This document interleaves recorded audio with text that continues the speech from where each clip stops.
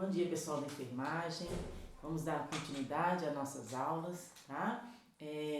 Eu mandei um e-mail para vocês, né? Eu pedi para a Stephanie mandar, né, um recado para vocês estar fazendo as atividades. A gente já fez a unidade 1, né? A gente já fez a unidade 3, a unidade 4 e a unidade 5, né? Se vocês for acompanhar a apostila de vocês aí, vamos lá todo mundo acompanhar. Então, a gente já fez a unidade 1, né? Depois, a gente passou para a unidade 3, a unidade 2, a unidade de lavagem das mãos, tá? Então, a gente pulou ela. Depois, foi a unidade de internação, que eu passei um slide primeiro, tá? Para clarear mais, né, a aula que eu dei seguindo. E depois, a gente fez a unidade 4. Isso, cuidar de higiene do cliente, que é a unidade do banho, né, dos cuidados pessoais do paciente. E depois, a unidade 5, movimentação, posicionamento do paciente. Então, gente, todas essas unidades que eu estou dando, né, podem fazer os exercícios, tá? Podem já ler a apostila e já pode fazer os exercícios. Tem gente que tem mais, né, facilidades, que dá lendo a apostila, mesmo não estando passando vídeo da aula, né, que a gente vai fazer exercício, já pode estar lendo, tá? E pode fazer os exercícios e manda para o meu e-mail, tá? Eu não vou conseguir conferir todos de imediato, mas eu vou fazer uma listagem de todos que eu receber, eu vou ver se eu vou imprimir ou se eu vou... eu não conferi nenhum ainda, eu tô vendo que eu tô recebendo. Me desculpa alguns que eu não respondi, mas eu vou ver se hoje eu consigo responder todos. Então, eu vou ver se eu imprimo ou se eu vou corrigindo pelo e-mail mesmo. Mas eu acho que o impresso vai ser melhor, porque depois eu posso entregar para vocês. Então, eu não vou conseguir conferir todos de imediato. Então, o que eu vou fazer? À medida que for me entregando, unidade 1, quem me entregou, unidade 3, eu vou fazer uma listagem. Então, já vai me entregando, eu já vou colocando ok. Aí, com o tempo, eu vou conferindo. Então, para ninguém sair prejudicado. Ah, o meu tá errado, como é que eu vou fazer? Não, não é questão de erro, vocês têm que fazer. E dúvidas a gente vai tirando, né, gente?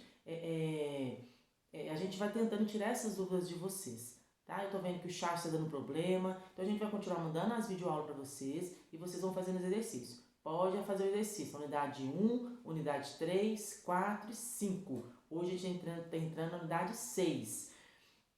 Como eu já havia pedido que vocês fizessem esse exercício antes, eu acho que já está pronto. Unidade 1, 3, 4, né? A 5, né, eu não vou cobrar agora, mas o que já estiver pronto já pode mandar, tá? Se quiser fazer uma pastinha, exemplo, a Júnia, né? Ela pode fazer uma pastinha e mandar tudo junto nessa pastinha, unidade 1, 2 e 3, unidade 1, 3 e 4, né? Do que mandar picado, é uma opção, né? Então, gente, faça os exercícios, dúvidas, né? Vocês podem anotando as dúvidas de vocês, tá? A gente vai ver depois como é que tira essas dúvidas, eu vou olhar com a Maristela, se vai ser pelo chat mesmo, que depois mais tarde a gente olha o chat, vamos ver o que vai acontecer. Tudo é novidade para nós, gente, como novidade para vocês, como novidade para nós professores. Não são só vocês que estão nessa situação, não só o teorema, é mundial, gente, todas as escolas estão assim, todas as escolas vão ter um pouco dessa perda em questão de aula presencial, né? Então, gente, paciência, vamos esperar, aproveita esse tempo que vocês têm de ficar em casa, quem estiver trabalhando, tiver que ter que sair mesmo, e tem um tempo em casa, gente, aproveita para estudar, é o que eu estou fazendo também, né? Então,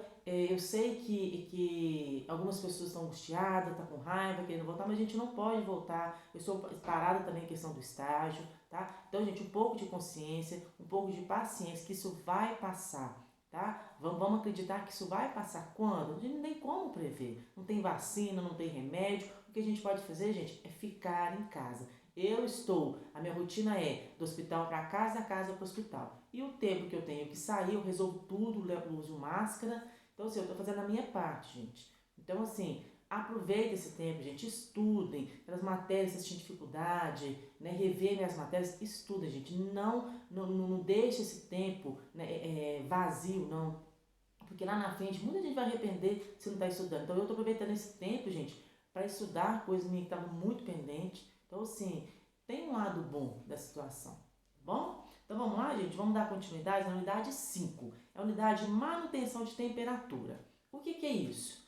Eu tenho que promover uma temperatura ideal para o meu paciente, tanto do ambiente como corporal também. Exemplo, agora a gente está entrando no inverno, né? A temperatura da gente cai muito, tanto a minha como de vocês que são mais novos, de criança, de recém-nascido, de idoso. Então a gente tem que proporcionar, a gente tem que proporcionar uma temperatura boa para esse ser humano. Exemplo, se a pessoa está com frio, a gente vai deixá-la com frio, né? Quando a gente vai dormir, a gente quer aquecer, a gente quer dormir com uma roupa mais quente, com cobertores mais quentes, né? Então, a gente tem que proporcionar isso ao paciente.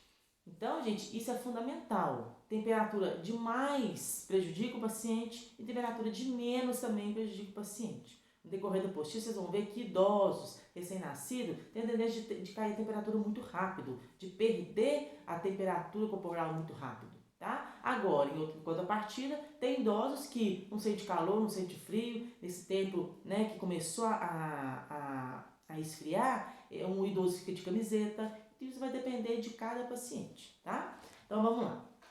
Primeira coisa, o que controla a nossa temperatura? É o hipotálamo, tá? O hipotálamo, ele fica no cérebro, ele que regula a nossa temperatura. Vocês vão ver isso, né? Na anatomia, ou se não, já não viu, então é ele que controla, tá?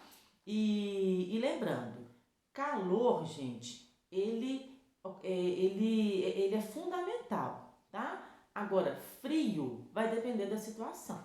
Exemplo, vocês vão viajar, né, para um lugar onde que tem neve, né? Vocês não vão ficar o tempo todo nessa viagem passando frio. Apesar de ser temperaturas baixíssimas, vocês vão usar roupas adequadas para que você consiga ficar naquele local, né? Roupas aquecidas, botas aquecidas, muitas roupas, né? Porque é ideal isso lá. Não adianta você querer ir lá ficar de camiseta, é inviável, né?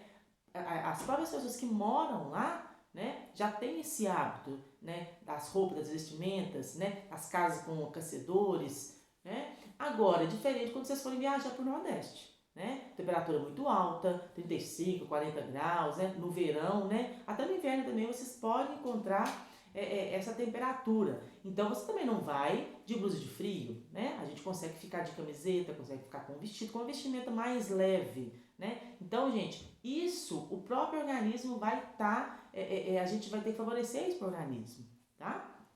Então, a temperatura corpórea é representada pelo equilíbrio entre o calor produzido pelo organismo e o calor dissipado para o meio ambiente, mediado pelo centro termorregulador. A gente sabe, gente, que vocês dentro de casa, com temperatura baixa lá fora, vocês vão conseguir controlar a temperatura, né? Então a gente controla a nossa temperatura e a temperatura do meio ambiente. Se vocês saem, né, num tempo que está muito frio, vocês vão ver que a temperatura lá vai estar mais baixa do que a nossa, tá? Vocês vão acompanhar, vocês vão ter muito isso, gente, ver muito isso, é quando vocês vão olhar os dados. Nesse tempo, né, de frio, se vocês forem olhar a temperatura com 35, temperatura com 34, isso é uma temperatura baixa. Você pode considerar hipotermia. Então, às vezes, né, a pessoa que você olhou a temperatura tá de camiseta, tá de short, pergunta, né, tá confortável assim? Não acha melhor colocar uma calça, uma blusa? Às vezes ele tá confortável e aquela é a temperatura dele. Não adianta a gente querer também colocar blusa de frio sem que a pessoa vai se sentir mal, né? Então, gente, aquilo é do paciente. Agora, a gente tá vendo que ele tá gelado, né? Batendo o queixo, uma temperatura de 33. A gente vai ter que aquecer. Vai pedir para que ele vista uma blusa, vista uma calça, se aqueça. Porque o próprio organismo tá falando que a pessoa tá frio, me ajuda. Porque frio também, gente, o organismo, ele sente, né? E os órgãos sentem. E calor demais também o organismo sente. De novo, tudo de mais é ruim e tudo de menos também é ruim. O organismo humano, para manter condições ótimas de funcionamento, necessita manter sua temperatura central dentro de uma faixa térmica muito estreita. Então, para nós, gente, 37, 36,5, 37, já 37,8,9, a gente já tem que ficar de olho, né? Que é um paciente que está febril. Abaixo de 35, a gente também tem que ficar de olho, porque o paciente pode estar entrando numa hipotermia. Exemplo, eu trabalho numa região que é muito fria. Eu sinto muito frio, né? Então, eu sempre estou agasalhada, né? Quanto mais blusa eu coloco, mais frio eu sinto. E onde que eu trabalho, que é uma cidade, né, Mateus Leme, é muito frio. Então, assim, eu já tenho que ter que olhar, né, se o paciente ele está com vestimenta, se tem a coberta para ele, porque a madrugada é gelada, chega a ter, gente, é neblina mesmo, cerração mesmo, tão frio que é. Então, a madrugada é muito gelada. Então, gente, eu tenho que proporcionar, eu tenho que aquecer meu paciente, tá? Porque senão o organismo dele vai sentir. Então, a gente nota, gente, com o paciente que está com hipotermia, né? O paciente está com a pele fria, ele vai começar a ter extremidades cianóticas, né? Então, eu tenho também que observar isso. Agora, muitas das vezes, né, a gente tem mania de colocar só um lençol cobertor em cima do paciente. Então, eu não gosto, né? Eu sempre gosto que pelo menos proteja o tórax do paciente. Às vezes, coloca uma blusa só por cima, né? Não precisa colocar uma bermuda, uma calça, que fica difícil a gente manusear o paciente, mas protegendo o tórax do paciente é fundamental para evitar pneumonia ou outras complicações patológicas, tá? Se a temperatura corpórea torna-se excessivamente alta ou baixa, todo o sistema do organismo são afetados, sobrevivendo à morte. Então, um paciente com hipotermia, gente, isso é perigosíssimo, tá? Imagina um paciente congelado, né? Essas pessoas que escalam, né? Que vão fazer esses esportes radicais em lugares onde que tem neve. Chega a ponto, gente, dele ter hipotermia e não sobreviver. Né? Então, para fazer esse esporte, a alimentação é diferente, a vestimenta é diferente. Então, assim, é perigoso. Né? Então, eles têm um treinamento para estar fazendo um tipo de esporte assim. Diferente também, gente, do esporte onde se praticam, onde que a temperatura é elevadíssima. Exemplo, corredores. Né? Tem pessoas que quando vai correr, né, os quenianos, onde que eles treinam, né, a cidade onde que eles moram, a temperatura é elevadíssima. Então, às vezes, as pessoas vão competir, né, esportes, né, corrida, algum esporte radical, às vezes o treinamento é no horário de pico mais elevado, assim, meio-dia, 1 hora, para competir com essas pessoas que já estão acostumadas com a temperatura elevada, né? Então, gente, a gente tem que observar cada situação. Lógico, gente, a gente mora num país tropical, né? Então, hora tá frio, hora tá quente. A gente já começou o inverno, mas você pode ver, no Nordeste tá 34, 35, 40 graus, né? No Sul tá muito mais baixo ainda. Em Minas, né? Na região onde que a gente vive, a temperatura é entre 23 e 20 graus. Assim, a gente já sente frio, né? Imagina no Sul. Então, a gente vai sentir muito indo para o Sul, como a gente sente muito quando a gente vai para o Nordeste, né? Como que é diferente. Então, é até engraçado quando a gente vai, né? A gente viaja para o Nordeste, a gente volta, né? E nossa cidade está fria, a gente tem uma baixa imunidade, a gente pode resfriar, né? Porque essa mudança de temperatura. Então, gente, tem algumas temperaturas, né? Que a gente encontra vários valores, né? O que a gente vai trabalhar, o que é do nosso costume, é a temperatura axilar, é o que a gente fala que é o TAX, né? Então, a temperatura axilar, ela gira em torno de 36,5 a 37. Isso é uma temperatura normal, tá? Mas também vocês podem ter temperatura inguinal, temperatura oral e temperatura retal, tá? Mas o que a gente vai trabalhar, né? Quando a gente vai olhar os dados, é a temperatura axilar, tá?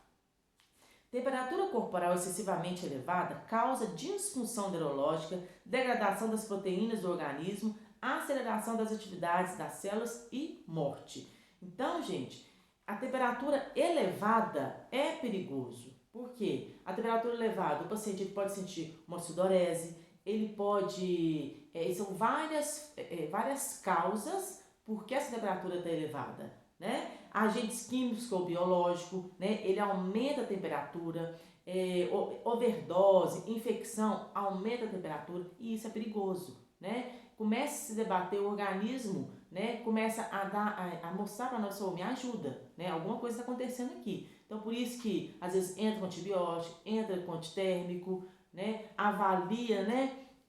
A temperatura para manusear essa temperatura, não deixando ela aumentar, porque pode apresentar, igual eu falou, distúrbio neurológico, pode ter uma convulsão, né? Então isso é perigoso. Então a gente tem que sempre estar controlando e estar observando. Se o paciente deu febre, por que deu febre? Né? O que está acontecendo? Né? Então pode ser a pneumonia, uma infecção que ele está, overdose, né? Ou várias coisas, igual eu acabei de falar com vocês. Para a vida humana, os limites são aproximadamente 42 graus Celsius de elevação da temperatura e 25 ou menos para a redução da temperatura corporal. A temperatura interna do nosso corpo, gente, ela é 37 graus. O tempo em que o indivíduo permanece exposto a essas temperaturas extremas e as atividades restauradoras durante o salvamento afetarão a sobrevivência. Exemplo, vocês não vão conseguir ficar no local onde a temperatura é altíssima de blusa de frio, né? Se vocês fizerem isso, se vocês se submeter a isso, vocês vão desidratar, né? E também vocês não vão conseguir ficar no local gelado sem estar aquecido, sem estar com um agasalho, né? Isso é inviável. Então, é perigoso, né? Quando a gente faz alguma atividade física, vocês têm que fazer com uma roupa mais leve, né? Porque senão, gente, aquele suor, né? O suor é o quê? São perdas de eletrólitos. O que é isso? Sal, magnésio, potássio, sódio, você está perdendo ali. Então, a pessoa vai começando a desidratar, pode desenvolver fraqueza, prostração, sem ânimo para nada. E outra coisa, pode começar a ter delírios porque a pessoa está desidratada, né? Então isso é perigoso.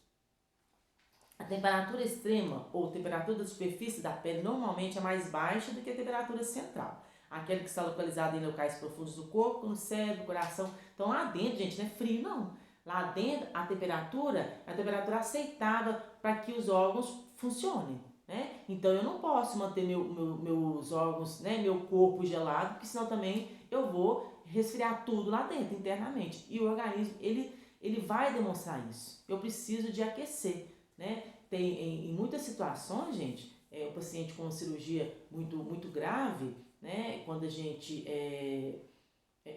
já participei de cirurgias que o médico precisava que aquecesse soro, né? Para manter a temperatura do paciente, a temperatura dele estava caindo. Então, a gente lavava, né? A gente oferecia para o cirurgião soro morno, né? Para a gente estar, para ele estar mantendo, né? Internamente aquele paciente aquecido. Intervenção da enfermagem associada à manutenção da temperatura. Ambiente térmico neutro é uma temperatura ambiente em que o consumo de oxigênio dos pacientes, portanto sua taxa metabólica, ocorre no nível mínimo, ao mesmo tempo em que a temperatura corporal apresenta-se estável dentro da faixa normal, significando que os pacientes exercem o mínimo de esforço para desenvolver as atividades da manutenção da temperatura.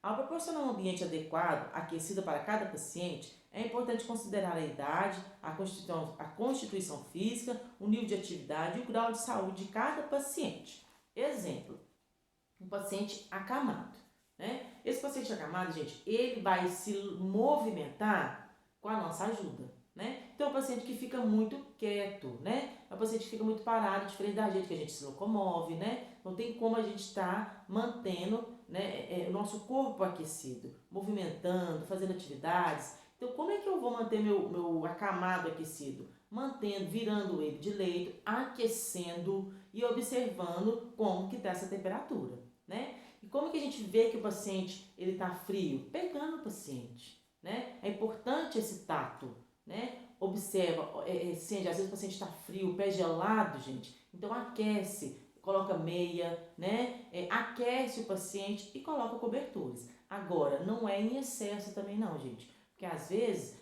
tudo demais atrapalha. Vocês vão ver que o paciente vai começar a ficar com hiperemia, vai ficar quente e vai começar a desenvolver uma febre, né? No último plantão meu, a filha do paciente colocou 5 cobertores nele. Então a gente foi olhar, a temperatura estava 39.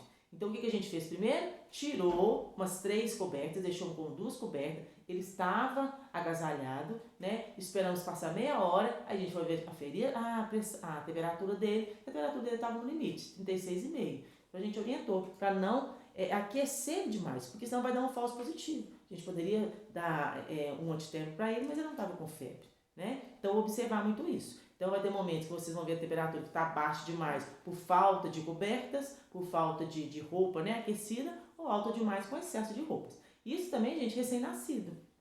Tem recém-nascidos que são super calorentos, né? A mãe coloca todo um pijaminha bonitinho e cobre a criança, né? E a criança tá toda suando, a cabecinha chega a molhar. E a mãe acha que o ideal é deixar ele todo, né, agasalhado, mas não é. Que coloque um pijaminha mais fresquinho, com material mais fininho e cobre essa criança. Mesmo um recém-nascido, quando se coloca que é tanto de manta, não estou falando que não tem que colocar porque eles perdem a temperatura com muita facilidade, mas que não seja em exagero, né? Outra coisa também, está frio. Não quer dizer que está frio, gente, que minha casa tem que estar toda fechada. Não quer dizer que está frio, que a casa daquele acamado, daquele idoso, daquele recém-nascido tem que estar todo fechado.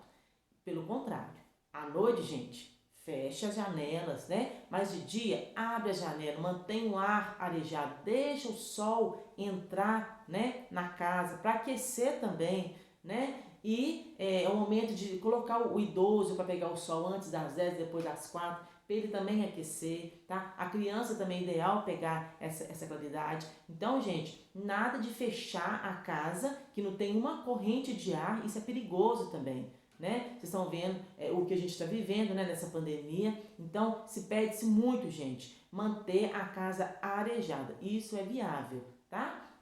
Ah, Juliana, mas a gente acordou, tá muito frio. Eu sei que tá muito frio. Agasalhe o paciente, né? Não tô falando, Juliana, tá ventando demais. Então, são situações que vocês vão ver que dá para ficar com as janelas, né? Toda aberta para manter essa ventilação e para manter esse ambiente arejado, tá? Um recém-nascido com peso até 2,500 geralmente precisa de um ambiente térmico na faixa de 32 a 33 graus. Então, assim, o ambiente nosso, né? Agora, onde que eu estou? Aqui a temperatura deve estar 35, 34 graus, mais ou menos. Eu não tenho muito essa noção, mas não é um ambiente que está quente demais, porque também está frio, tá? Ao passo que um bebê com peso normal de nascimento é colocado na temperatura ambiente de 31 a 33. Esses ambientes são considerados ambientes térmicos neutros, variam conforme cada paciente.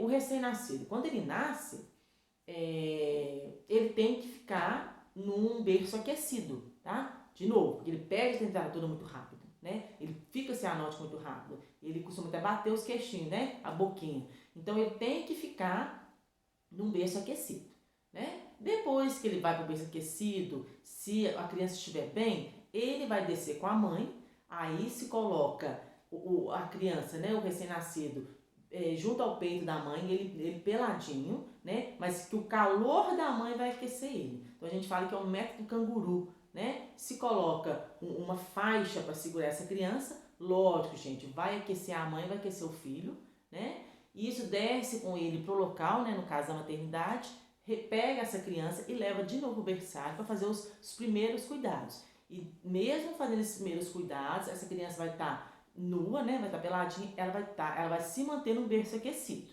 tá? Então, gente, e essa mãe, ela também tem que ser aquecida. Pacientes que saíram do bloco cirúrgico, tá? Eles têm que ser aquecidos, porque pelo anestésico que eles tomam, gente, o anestésico ele atinge, né, o sistema regulador e a pessoa sente frio. Por isso que a gente tem que aquecer esse paciente. Lembra que eu falei que lá dentro eu não posso, lá dentro tem uma temperatura adequada de 37, então é o que a gente tem que oferecer para o corpo.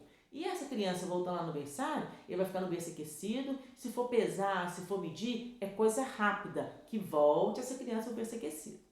Depois que fez todos os cuidados, né, o pediatra foi, avaliou, viu a cor da criança, viu que a criança está forte, né, a criança tá boa, né, em estado bom, aí veste essa criança. Se essa criança conseguir se manter, né, estável, ela vai ficar ao encontro da mãe, que a gente fala que é um alojamento conjunto. Mas, de novo, ela não vai estar com um bodyzinho, ela vai estar com um shortinho, ela vai estar de manga comprida, uma roupa, né, aquecida e um manto também, tá? E também observar se essa criança não está suando demais ou se está fria demais. Tanto a mãe também que acabou de sair da cesárea, né, do procedimento que ela fez. No caso, estou falando da cesárea. E outra coisa também, gente, ela está tendo muita perda de sangue, né? Então, após a cesárea, ainda tem o sangramento. Também é uma forma da gente também aquecer essa mãe, tá? Tanto no excesso que ela tomou e tanto do procedimento, né, que está tendo sangramento nas primeiras horas vai ter. Em resgate, gente, dependendo, né, quando o SAMU vai resgatar uma vítima, dependendo da situação, tem que ter a manta térmica. A manta térmica ajuda muito a manter o paciente com temperatura recomendada, tá? Os pacientes em idade muito tenra, o que é isso? É o paciente novo, né? Os pacientes mais novos. E os idosos necessitando de maior quantidade de calor do que os adultos jovens. Os jovens não sentem tanto calor, né? Isso é exceção. Então, cada paciente tem sua particularidade. Mas o idoso, as crianças, os bebês, eles sentem mais frio do que os jovens, tá? Os pacientes inativos ou paralisados também, em geral, os pacientes emagrecidos necessitam de maior quantidade de calor para obterem um ambiente térmico neutro, quando comparados com indivíduos adequadamente nutritivos. Ou seja, pacientes emagrecidos são pacientes que não têm, né, essa gordura no corpo, né? Então, a gente tem essa gordura que faz com que a gente também mantenha a nossa temperatura no nível, né, ideal. Diferente dos obesos, que pode ser que não sinta frio, mas também isso é relativo. Eu conheço muita gente, né, que sente frio, né? As pessoas acima do peso que também sente frio, tá? Então, isso não é geral, tá? Então, pode ser, tem pessoas obesas que não sentem frio ou vice-versa. Para manter os pacientes inativos ou paralisados também necessitam de maior quantidade de calor, para que não ocorra alteração na produção de calor. São aqueles pacientes que dependem da gente para movimentá-los, né? Para manter a temperatura corporal é necessária a hidratação e nutrição, visto que no paciente com febre, as perdas líquidas através da sudorese podem ser muito grandes. Na produção de calor, igualmente, a nutrição e o líquido são essenciais. Exemplo, a pessoa que está desidratada, a pessoa que está com febre, a pessoa sua muito, então oferecer líquidos, tá? Para repor esses eletrólitos, porque ela está perdendo isso no suor, tá? Então isso é fundamental. O isolamento térmico também constitui uma medida para manter a temperatura corporal. Os cobertores exercem importante função no conforto térmico de um paciente no leito, o que é transportado para as outras áreas hospitalares. Eu vou transportar. Aqui a gente tem cobertor térmico, mas aqui a gente vai usar os cobertores. Então, se o paciente vai do bloco cirúrgico ele acabou de fazer o procedimento cirúrgico, vai para o quarto, é ideal que desça ele aquecido, que use 4 mantos se for possível, gente. Vocês vão ver, é nítido, o paciente ele começa a tremer, por causa do frio que ele está sentindo. Mas isso passa, gente, muito rápido, e não fica assim na recuperação toda não, tá? Aquecendo o paciente, ele vai manter aquecido, o anestésico vai diminuindo, e ele vai voltando, né, a movimentar o membro que foi atingido, questão da anestesia, se for na coluna, né? E outra coisa, então nesse transporte é fundamental manter o paciente aquecido. Esse paciente, quando ele vai subir para o bloco cirúrgico, a gente já até pede, quem está no bloco, gente, quando for buscar o paciente, antes de buscar o paciente, eu já vou pedir para vocês trazer a manta deles, porque no bloco cirúrgico não tem isso, né? Então, a gente já pede, e até durante o procedimento, dependendo, a gente pode colocar até manta nas pernas do paciente, tá? É sempre conveniente indagar aos pacientes sobre o seu conforto, se está com frio ou confortavelmente aquecido, para que o aumento ou diminuição do isolamento térmico seja providenciado. Gente, conversar com o paciente, tá? Vocês têm que dar essa liberdade deles falar com vocês o que eles estão sentindo e vocês perguntarem também. Tá com frio? Só tem essa coberta? O senhor quer outra coberta? Oferecer, gente, tá? Porque é desumano A gente está vendo que está frio, às vezes o paciente está com medo, com vergonha de pedir a gente. Então a gente tem que observar e oferecer isso para eles, por mais que ele não use, né? Mas deixa na beirada da cama deles. A verificação da temperatura, bem como a observação de sinais de aumento da produção de calor ou de atividade relacionada à perda de calor, são formas de avaliar se o paciente está em condições para se expressar. Então, promoção de calor. Então, o que é isso? O emprego de calor na assistência ao paciente pode ser local ou na totalidade do corpo. Motivos para se empregar o calor local. Para melhorar o conforto do paciente, bem-estar, relaxamento e redução de dor, emprega-se bolsas de água quente e banhos mornos ou quente como forma de proporcionar calor. É o que a gente faz, né? A gente chega, né? Eu chego do meu trabalho, vou tomar meu banho, muito mais aquecido se possível, né? E vou me agasalhar com uma roupa mais confortável. Mesma coisa quando vocês forem fazer isso no banho do leito. O banho vai ter que ser um banho mais, a água um pouquinho mais quente, né? Pra gente, eu esqueci de falar isso com vocês, para vocês testarem a água, se ela está em temperatura boa, é nessa parte da perna, tá? Essa parte é a parte mais sensível, tá? Então, vocês vão abrir o chuveiro, vai colocar o paciente lá de cadeira de roda, né? De cadeira de banho, direto, sem testar a água. Vocês não vão dar banho no recém-nascido se não testar a água primeiro, senão vai dar queimadura. É a mesma coisa o banho de leite. A gente não vai dar banho de copinho, se essa água não estiver testada, vai além do mais, vai dar vai desenvolver uma queimadura de primeiro ou de segundo grau, né? Não sei a temperatura da água.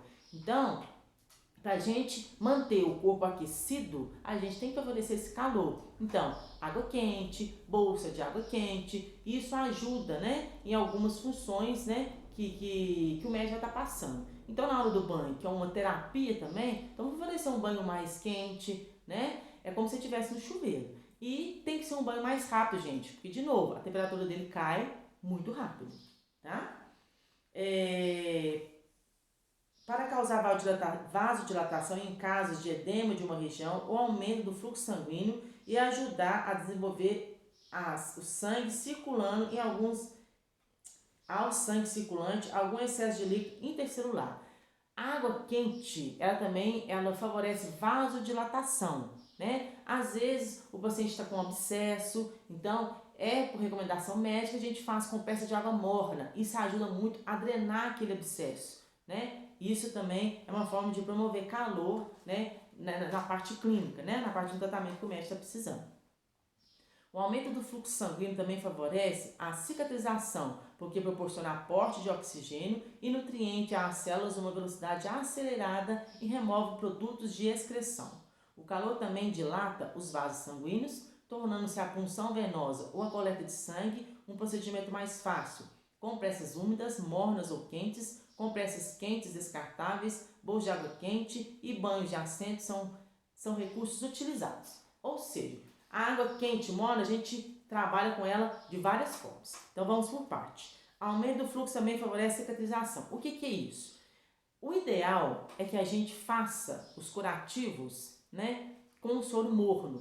Só que na nossa realidade isso não acontece. Por quê? Mas do jeito que eu faço está errado? Não, tá? Então o que é o ideal? O ideal, gente, é que a gente morne esse soro e a gente lava a lesão com soro morno, porque ele vai aumentar o processo de cicatrização, né? Ele vai aumentar o processo, ele vai acelerar aquele processo mitose-meiose, proliferação de células para produzir, né, células novas e melhorando mais rápido aquele curativo. Mas a gente faz só com soro frio, não tem problema, gente. Por quê? Depois que vocês fazem curativo, coloca a cobertura ideal, vocês vão tampar.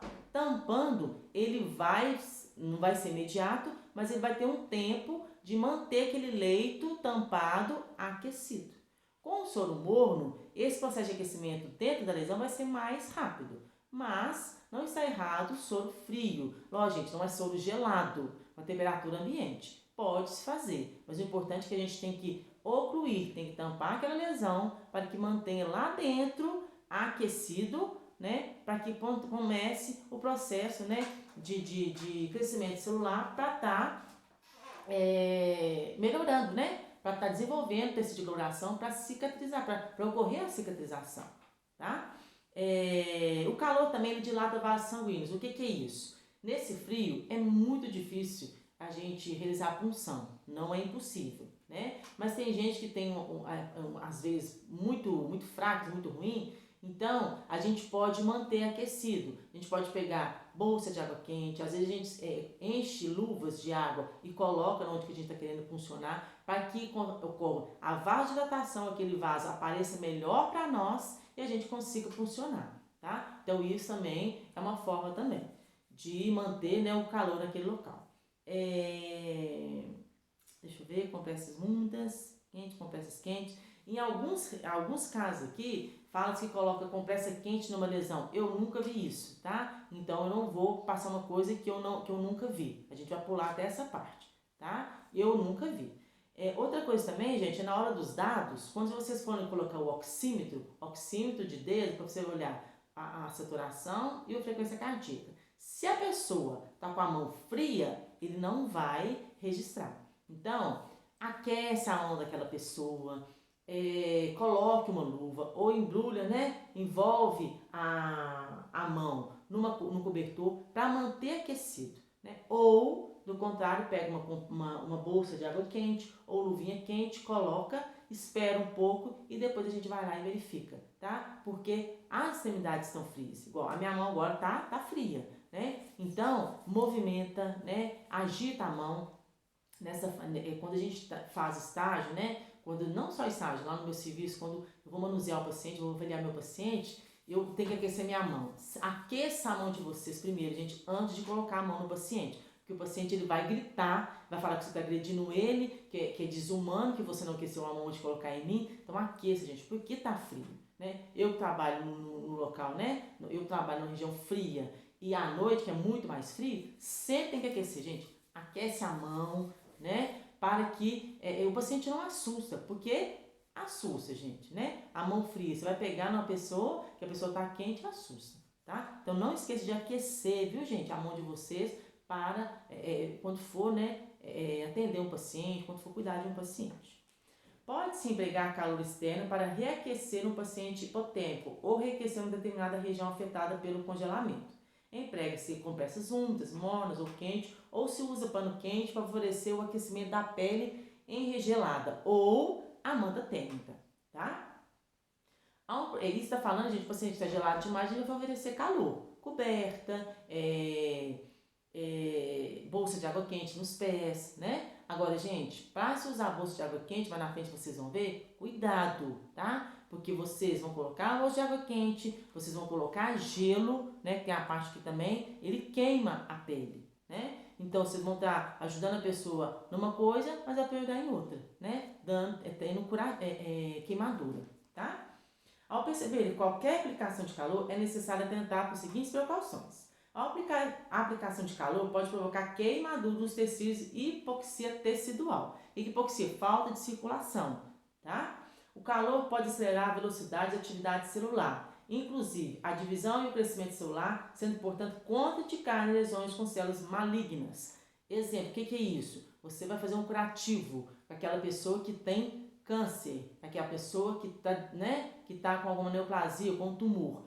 Na hora que fizer esse curativo, não pode usar soro quente, tá? Porque lá não está falando que vai ter proliferação de células, né? Vai aumentar, vai acelerar o crescimento. Nas células malignas a gente não pode fazer isso, não vai proliferar células malignas. Então vocês vão lavar com soro de temperatura ambiente, tá? Vai fazer o curativo normal, mas o soro não pode ser aquecido. Crianças ou pacientes muito idosos apresentam maior susceptibilidade às lesões teciduais em decorrência da aplicação do calor, ou seja, pele sensível. Se vocês vão colocar bolsa de água quente numa criança, se vocês vão colocar bolsa de água quente num adulto, num idoso, ou não for testar a água antes de dar o banho, pode acontecer de vocês desenvolverem uma queimadura, porque a pele deles é muito mais sensível. Deve-se levar em conta os dados subjetivos de desconforto de um paciente com indicação de possível queimadura, havendo necessidade de reduzir o calor.